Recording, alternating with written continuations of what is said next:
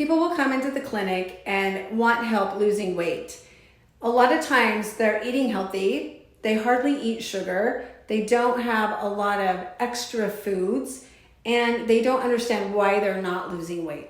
But we have to remember that everything we put in our mouths breaks down into glucose and proteins for our body to work at a cellular level. So even if we eat a piece of celery, a celery may not have any calories, it's still going to break down into sugar. So even though you're not eating extra sugar, it can still trigger pre-diabetics, and it can still trigger insulin resistance based on just the component of our body eating and processing that food. So this is the lecture that I give to everybody when they come in and they want to know why they're not losing weight and why they're insulin resistant or why they're pre-diabetic. So bear with me. Okay, so I'm going to make this little graph right here. This is a timeline graph, basically, and this is when we wake up in the morning. Let's say we wake up and we eat, okay? So when we eat, even if it's something that has a lot of protein or a piece of celery, or when we drink our coffee in the morning, this then increases our glucose level, okay, or our blood sugar.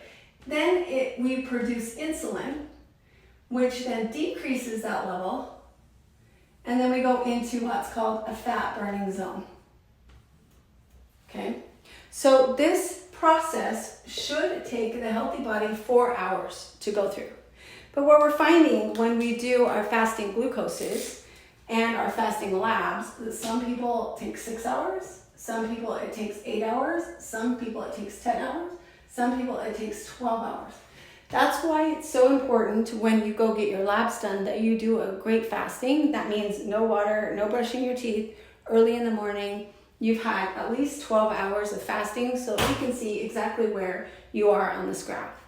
Because if it takes time, if it takes your body 12 hours to process anything you eat, that's when intermittent fasting is most important, is because you're going to allow your body that time between meals to process your food. So with insulin resistance, if you can imagine your cell, this is your cell, and it has a little happy mitochondria in there.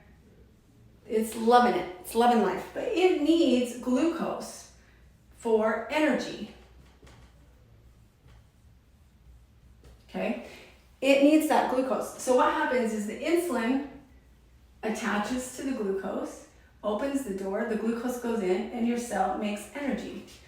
But in insulin resistance, or type 2 diabetes, your cell is inflamed. This barrier is not happy, and it is not letting anybody come in. It's closed its doors. So when the insulin comes, when the glucose rises, and then the insulin comes to open the door, it's saying no way. So your body has this glucose still, and it's not figuring out why the insulin's not working, so it produces more insulin. So it has glucose, it produces more insulin. As glucose produces more insulin. This is what insulin resistance is your cells are resistant to opening up and letting the glucose in to provide you for energy. So that's what insulin resistance is. The cells are resistant. So our goal here is to get rid of this inflammation. We don't want it, don't like it, and to allow the insulin to work properly, to let the glucose go in so that we have energy. When we have energy, then we burn fat, we decrease inflammation, and we lose weight.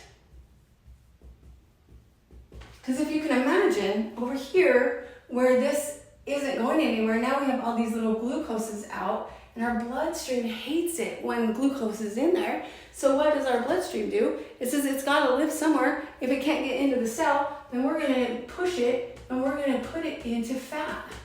And so our bodies are getting bigger and bigger and bigger. We are inflamed, and we can't lose weight. We have no energy. because we are not processing our glucose correctly. It's not taking us 4 hours, it's taking us 10, 12, 18 hours.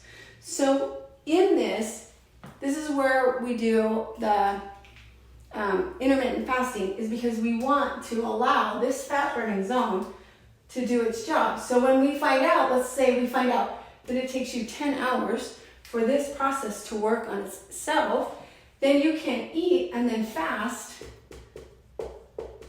for 10 hours or more between meals to get into that fat burning zone.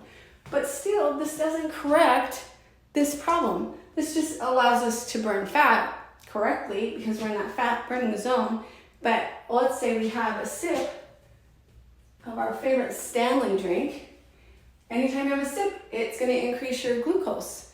So now, oh, dang it, I didn't eat, but I had a sip of my drink. So that's going to, and diet, soda, same thing. That's going to increase that. So that's why we give those medications, is to help your cells open up, to allow the insulin to work, do its job, to get the glucose in the cell, to allow the cell to utilize it for energy so that you can get in fat burning zone, decrease your inflammation, lose weight, and make this process a 4-hour process, not a 12-hour process. I hope that helped. A little bit of science. Anyway, if you have any questions, feel free to reach out.